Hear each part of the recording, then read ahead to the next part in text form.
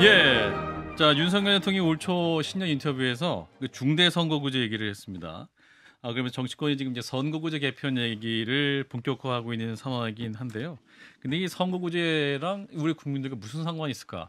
다양한 논의가 대상인 이 선거구제 그 무슨 내용인가? 정작 잘 모르는 경우가 많아서 이 부분을 또 깊이 연구를 해오시고 또 특히 전자책까지 출판하신 분입니다. 우리 김수민 평론가 다시 한번 짚어보겠습니다. 어서 와 계십니다. 어서 네, 돌아왔습니다. 저 근데 우리 김수민 평론가가 이 네. 전자책까지 내실 정도로 이 선거구제에 관심이 많으셨던 이유가 좀 거슬러 올라가면 제가 중학생 때였던 걸로 기억이 나는데 중학생 때부터. 네, 이야. 그때 당시에 이제 어떤 신문 기사에 예. 모 정당의 총선 성적에 대해서 다룬 기사가 있었거든요. 예. 근데 그 당이 어느 지역에서 한 20% 정도 가까운 지지율을 얻었던 정당인데 예. 국회의원 의석이 하나도 없다. 없었다. 예, 그래서 이게 좀 제도에 문제가 있다 이런 기사를 보게 되고 그렇구나. 중학생 때. 그냥 찍는 대로 되는 게 다 되는 건 아니구나. 혹시 그 당이 민주도 동당 아닐까? 96년이었거든요. 96년이요? 아까 저를 아까 음악 시작부터 틀렸어. 장학 퀴즈 음악을 막 흘리더라고. 저를 좀 젊게 보신 것 같습니다. 알겠습니다. 아무튼 이 중학생 때부터 남달랐던 우리 김수민 평론가. 무슨 당이었어요 그게? 그 당은 그때 당시에 제4당이었는데요. 통합민주당이라는 당이 있었어요. 야, 노무현 전 대통령이 속해 있었던 당. 조그만 야당. 네네. 예. 자, 그래서 이제 그러한 문제의식의 바탕으로 또 성인이 돼서 또 책까지 내셨는데 오늘 특집을 또 우리 김수민 평론가가 제작진에게 제안까지 하셨다고 하니까 기대를 해보겠습니다. 제안을 했다고 하니까 제가 왠지 매달려가지고 아니. 이거 좀 방송해 주세요. 아니 이게 방송이 너무 재미가 없어서 이런 것 좀 해라 좀 이렇게 제안했신 거예요. 자, 그래서 우리 진 작가님이 또 퀴즈에 목마르신 것 같아서 몸풀기 퀴즈부터 한번 사실 해보겠습니다. 한판 승부는 박재영 앵커가 저 이거 실로폰을 잡았을 때 가장 흥겹죠. 예. 예, 알겠습니다. 저는 근데 선물이 걸려 있을 때 잘하더라고요. 예. 근데 오늘은 상품이 걸려 있을 때. 상품이 있습니까? 예, 제작진들이 고민을 급하게 한다고 하는데 일단은 자, 몸풀기 퀴즈부터 한번 해보겠습니다. 네, 예. 출연료를 걸고 하면 더 재밌지 않을까? 상품이 아니라. 네, 우리 진 작가님 갑자기 발끈하고 계세요. 제가 이 혹한을 뚫고 지금 휴일에 나왔는데 출연료를 가져간다니. 예, 두 분의 출연료는 보장하도록 하겠습니다. 자, 몸풀기 퀴즈 선물 마련하겠답니다. 예, 전 세계 다양한 선거제도가 있어서 이거를 살펴보기 앞서서 네, 투표 용지에 관련된 퀴즈를 내드리겠습니다. 투표 용지에 관련된 거. 예, 다음의 국가들 중에 투표 용지가 가장 큰 나라와 가장 작은 나라를 하나씩 골라주시면 되겠습니다. 가장 큰 나라, 가장 작은 나라. 네. 예. 1번 영국, 2번 네덜란드, 3번 아일랜드, 4번 이스라엘. 어렵네요. 그럼 이제 먼저 가장 큰 나라를 맞춰주셔야겠네요. 자, 가장 큰 나라 어딜까요? 투표용지 가장 큰 나라. 정답 김성애 소장님. 4번 이스라엘. 아닙니다. 아닙니다. 큰 나라 이스라엘 아니고요. 자, 우리 진 작가님 한번 골라보세요. 예. 1번 영국.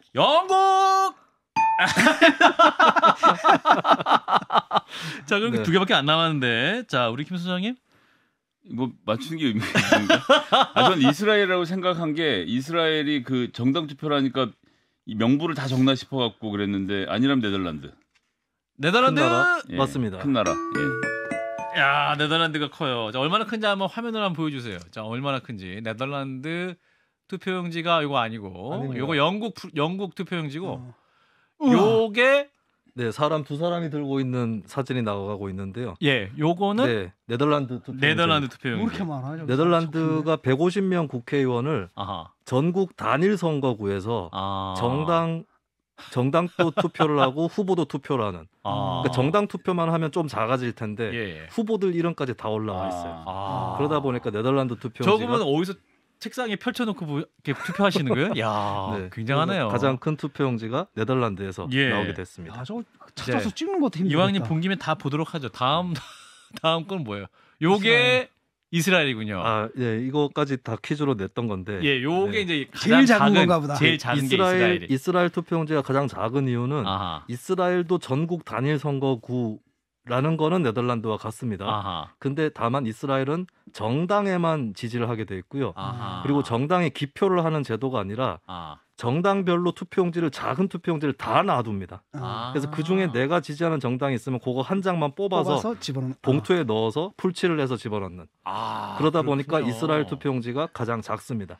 그러면은 어떤 정당은 투표용지가 모자랄 수도 있고 어떤 정당은 너무 남을 수도 있겠네. 그거를 다 갖춰놔야 됩니다. 아니 중간 중간에 솔드아웃 되겠어요. 200만 장을 찍었는데 그러니까 10장 가져가 뭐. 그러네. 투표 관리인들이 중간 중간에 저걸 채워놓습니다. 중립성을 위해서 모든 정당 똑같이 투표용지를 마련해 놔야 되는데 그러겠네요. 너무 남기도 하고 그럴 수 있겠네요. 네, 재밌네요. 미국 같은 경우는 선거를 하기 전에 집으로 책자가 와요. 그러니까 투표를 주민 투표까지 발의안까지 포함하면 한 투표를 한 40개, 50개 정도를 해야 되는 경우들이 있어서 집에서 50개에 걸쳐서 투표를 다 표시를 하고 그 책을 들고 가서 투표를 하는 경우들도 있거든요. 나라마다 참 제도가 크게 다른 것 같습니다. 예, 뭐 저도 이게 퀴즈를 내셔서 나라별 챙겨봤는데 그 투표용지에 사람 얼굴 나오는 그 투표용지가 제일 좋더라고요. 네, 사람 얼굴 나오는 투표용지가 아일랜드 투표용지. 그러니까 맞아요. 예. 그리고 당의 로고가 들어가는 투표용지. 여기 아일랜드 나오고 있어요. 저희 아일랜드 컬러로 딱 사진 얼굴 나오니까 저는 저렇게 하면 좋겠어요. 우리 그 지방선거나. 아니 그 옆에 이 숫자를 적는 건 뭔가요? 아일랜드 선거제도가 한 선거구에서 국회의원을 3명 내지 5명 뽑는데 한 명에게만 투표를 하는 게 아니라 선호 투표를 합니다. 야, 1순위, 2순위, 3순위에서 수기로 적는데요, 저거 지금? 예, 그래서 아일랜드가 투표 개표 과정이 가장 오래 복잡합니다. 왜냐하면 1순위를 개표를 해서 먼저 당선되는 사람들을 추려서 그 사람 표를 다시 세가지고 2순위로 넘겨주고. 근데 아일랜드 선거제도가 가장 유권자의 표심을 제대로 정확히 깊이 알 수 있는 제도이기도 합니다. 야, 어렵네요. 실질적으로 유권자가 한 지역에서 10명의 정치인들을 알고 순번을 정하는 거라는 게 참 놀랍네요. 놀랍네요. 그리고 비슷한 게 이제 호주의 투표 방식인데요. 호주는 이제 한 선거구에 한 명만 선출을 하는데 거기도 이제 선호 투표로. 그래서 거기는 꼴찌부터 가려낸 다음에 꼴찌표를 차순위 표를 가려서 나눠주는 이 방법을 택하고 있습니다. 저게 좀 진화해서 모바일로 한다든지 전자투표로 하면 간단할지 모르겠지만 저건 진짜 복잡해 보이네요. 보기만 해도. 모바일로 하면 좋겠네요. 사실은 모바일 방식과 결합해서 이제 부정선거 유튜버들이 활동하겠죠. 브라질처럼 브라질 같이 각종 음모론이 이제 그렇죠. 그래서 기표만 전자로 하고 뭐 투표용지를 출력을 한다든지 이렇게 하자는 제안도 나옵니다. 그렇군요. 자, 이렇게 이제 세계 각국의 다양한 선거제도가 있는데, 또 이 우선 그 선거제도를 만드는 원리도 있고, 또 각 제도마다 담긴 철학도 있지 않습니까? 그거 간단히 좀 짚어주시면. 네, 청취자 여러분들도 같이 생각을 해보시면 좋을 것 같은데요.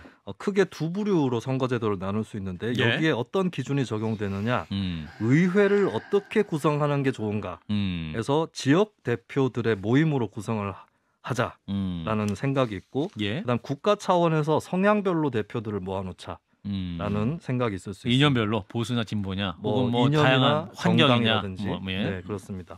그리고 더 많이 득표하면 이긴다. 이게 당연히 선거제도의 법칙인데 이게 어느 범위에서 구현되는 게 좋은가 했을 때 하나의 지역구를 놓고 이기는 사람을 승자로 한다라는 게 있고, 그다음 두 번째는 전체 의회를 놓고 더 많이 득표하는 쪽에 의석을 더 많이 가져가게 하자. 이게 2번이라고 볼 수 있겠습니다. 그리고 유권자의 권한을 어느 쪽으로 쓸 수 있어야 되는가 했을 때 의원 중에 한 명을 결정하는 데 쓴다. 1번이라면 2번은 의회 전체의 구성을 결정하는 데 쓴다. 이렇게 두 가지로 크게 나눠볼 수 있겠고요. 전형적인 사례를 들자면 1번의 전형은 미국과 영국입니다. 모든 국회의원을 한 선거구에서 한 명씩을 한 번에 1등만 뽑는 소선거구 단순 다수제 채택을 하고 있고요. 그리고 2번의 전형이 아까 제가 말씀드렸던 이스라엘과 네덜란드입니다. 전국을 단일 선거구로 하고 정당 투표를 1차 기준으로 해서 의석을 배분한다. 다만 차이는 이스라엘은 정당만 투표를 할 수가 있고요. 그래서 당선자, 낙선자는 정당이 미리 정한 순번에 따라서 결정이 되고, 네덜란드 같은 경우는 1차적으로 그 개별 후보들의 득표를 따져서 그 당내에서 당락을 가리게 됩니다. 이걸 개방형 비례대표제라고 합니다. 그렇군요. 그럼 현재 거론되는 개편안은 그러면은 어떠한 것이 이제 좋을 것이냐, 여러 가지 철학이 있는 것인데 그거는 좀 지켜보면 잘. 두 분은 들어보시면 어떤 게 좀 좋은 제도 같으세요? 1번이 그 단순 소선거제인 것 같고, 그러니까 2번이 이제 정당정보 비례대표제 뭐 이런 그런 쪽으로 가는 섞여 있는 것 것 같은데, 같은데. 저는 당연히 후자를 선호하죠. 아 후자가 나은 것 같다. 전자는 네. 너무 승자 독식이다. 맨날 이거 뭐 지역 이러거든요. 이러다 보니까 지역들이만 격화가 되고 지역이 일단 개토화되는 것 같아요. 지역 정서가. 그 다음에 지금 그게 이렇게 중요한가요? 지금 어디 살고 인터넷 시대에. 그래서 저는 문제는 뭐냐면 사표가 자꾸 생기잖아요. 표의 등가성과 대표성 문제가. 바로 이런 제도 때문에 정말 말도 안 되는 두 정당이 지금 여당하고 제1야당하고 있는 이 이상한 꼴을 보고 그것에 논평을 하고 방송을 해야 되는 이런 불행한 사태를. 굉장히 불행해지셨어요. 김 소장님은. 저는 근데 이제 정당에 있으면서 비례대표 선정하는 과정을 오랜 기간 동안 지켜본 결과, 그러니까 이제 비단 민주당뿐만 아니라 정의당 포함해서인데 제대로 하는 데가 없어요. 그러니까 토론이 제대로 이루어지는 것도 아니고 당원들이 민주적인 절차와 토론에 의해서 후보를 결정하는 것도 아니라서 뭐 자꾸 정의당 얘기를 해서 죄송한데 하여튼 정의당 포함해서 누가 특정 방송에 많이 출연하느냐 노출되느냐가 당원 투표에서 상당한 비중을 차지해서 오히려 방송 몇 개가 후보를 결정하는 단점을 또 갖고 있기 때문에 비례대표의 순번을 어떻게 정할 것인가의 문제가 결론 나지 않는 상태에서는 그나마 지역에서 열심히 활동하는 사람이 당선되는 게 맞다는 점에서는 소선구제가 여전히 유효한 정책이라고 생각합니다. 그렇군요. 자, 그래서 두 번째 퀴즈가 그 한국 선거제도 역사를 바탕으로 김수민 평론가께서 해주셨는데 두 번째 퀴즈를 또 한번 풀어보고 또 한번 이어가도록 하겠습니다. 두 번째 퀴즈 주실까요? 네. 네. 세계 여러 제도가 있어서 예. 설명을 해드려야 되는데 일단 한국 제도. 으로 넘어가겠습니다. 퀴즈 다음 중 사실이 아닌 것은입니다. 사실이 아닌 거. 1번 한국의 중대선거구제가 실시된 최초의 선거는 1960년 총선이다. 1960년 총선이다. 2번 전국구 의석이 처음 도입된 총선은 박정희 정권기에 실시되었다. 3번 국회의원 2인 선거구제가 실시되다가 소선거구제가 도입된 것은 1988년 총선이다. 4번 전국구 의석 배분 기준이 지역구 의석 수에서 득표수로 바뀐 첫 총선은 2004년이다. 아, 어렵네요. 자, 우리 진 작가님과 김 소장님의 대화가 줄어들었어요. 자, 한번 풀어볼까요? 문항의 의미도 파악을 못했어. 특히 4번은. 자, 다시 한번. 자, 진 작가님 고르신 거예요? 전국구 의석 배분 기준이 지역구 의석 수에서 득표수로 바뀐 것은 총선은 2004년이다. 4번으로 선택? 아니야, 지금 너무 좋아하는 것 같아요. 4번은 아닙니다. 4번 아니야? 자, 우리 김성희 소장님. 네, 전 2번. 2번. 내가 볼 때는 4번. 정답이야. 자, 4번. 혀를 찔렀어. 왜냐면 좀 전에 모션이 내가 볼 때 약간 페이크 같거든. 헐리우드 모션 같았어. 자, 우리 설명해 주세요. 김수희 평론가. 네, 1, 2, 3, 4번 설명을 하면서 한국 선거제도 역사를 살펴보겠습니다. 1번에 한국의 중대선거구제가 실시된 최초의 선거는 1960년이다. 맞습니다. 이게 4.29 이후에 민의원, 참의원, 양원제가 도입이 됐었는데 참의원의 경우는 한 선거구에서 2명 내지 8명이 선출이 됐기 때문에 최초의 중대선거구제 실시 선거였고요. 그 전에는 이제 우리나라의 전국구 의원 없이 모든 의원을 단순 다수 소선거구에서 선출을 했었는데 박정희 대통령의 재임 첫 해인 1963년 총선 때 전국구 의석이 도입이 됐습니다. 여기에 대해서 이제 김종필 전 총리 같은 경우는 이북 출신 인사들이 지역구에 나가기 어렵기 때문에 마련했쇼. 이렇게 설명도 했는데요. 이게 명목상은 비례대표였는데 제1당이 의석의 전국구 의석의 절반을 가져가도록 보장을 해놓은 일종의 가산점 제도 같은 그런 부당한 제도로 출발을 했던 것이죠. 그리고 3번 국회의원 2인 선거구제가 실시되다가 소선거구제가 도입된 것은 1988년 총선이었습니다. 1972년, 1987년 이 사이에 독재 내지 5.50 정권 때 2인 선거구제가 실시가 됐는데 2인 선거구제. 네, 이게 선진국에는 2인 선거구제를 실시한 나라가 없어요. 거의 없습니다. 여당이 2석 중에 1석을 거의 자동적으로 챙겨갈 목적으로 시행이 돼서 그러니까 그럼 한 선거구제 2명의 의원이 있다는 얘기네요? 그렇습니다. 계속 다른 것도 아니고 2명만 딱 있기 때문에 그럼 여당 1명이고 야당들 중 1명. 자동으로 그럼 여당은 받을 수 있는 거예요? 여당이 자동으로 거의 반을 갖고 가고 전국구 의석을 또 가산점으로 가져가면 무조건 여당이 거의 제일 과반 되는 제도였기 때문에 민주화 운동에서 이 제도를 타겟으로 많이 놨었고요. 1988년 총선에서는 소선거구제로 다시 돌아가게 됩니다. 그리고 전국구 의석 배분 방식이 점점 달라지는데요.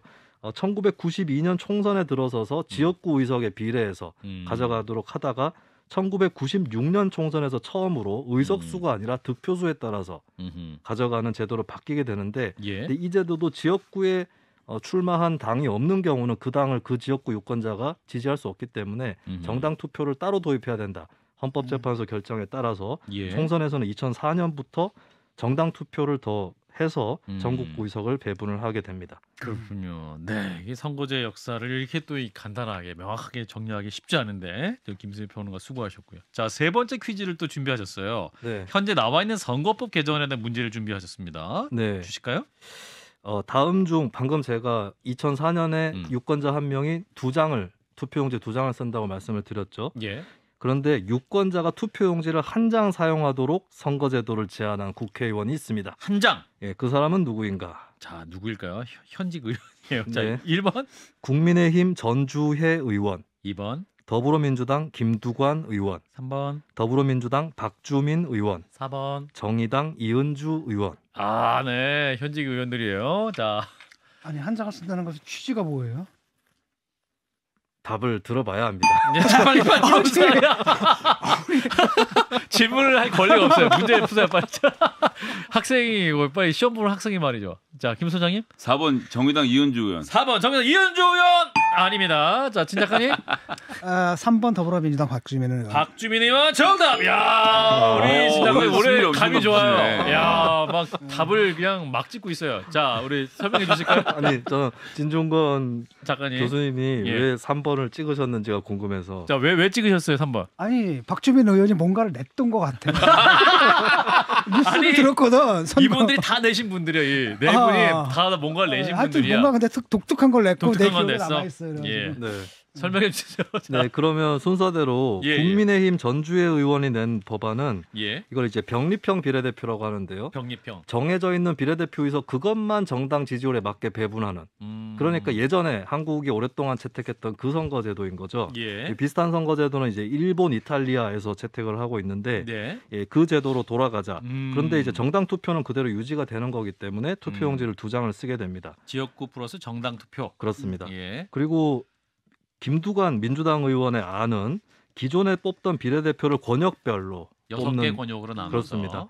대신에 이제 그 비례대표 의석은 그 권역 지지율에 비해서 의석수가 부족한 정당에게 그 부족한 정도의 2분의 1을 채워주는 그 이제 준연동형 비례대표제라고 하죠. 근데 권역별로 준연동형 비례대표제를 한다라는 차원의 그런 제도를 김두관 의원이 제안을 했습니다. 여기서도 투표용지는 정당 투표와 지역구 2장이고요. 그리고 박주민 의원이 제안한 제도는 스웨덴하고 비슷한 제도인데요.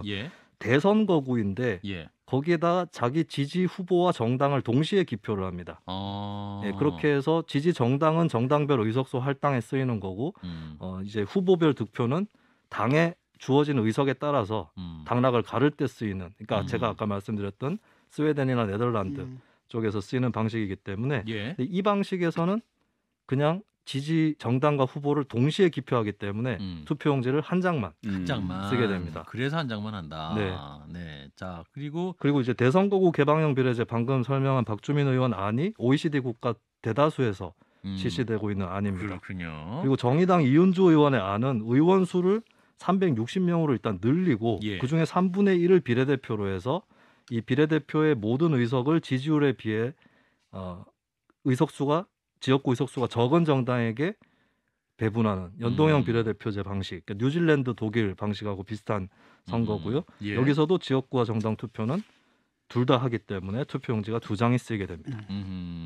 그럼 현행안과 비교를 해보면 어떠한 게 더 좋을까요? 현행은 지금 정당 찍고 후보자를 찍고 이렇게 되는 거죠. 그렇습니다. 뭐 어떤 차이가 있습니까? 그러면 이게 지금 어느 하나고? 그러니까 지금 이게 뭐가 더 좋은가 고민을 좋고 나쁘고의 차이는 없다고 봐야 될 것 같고요.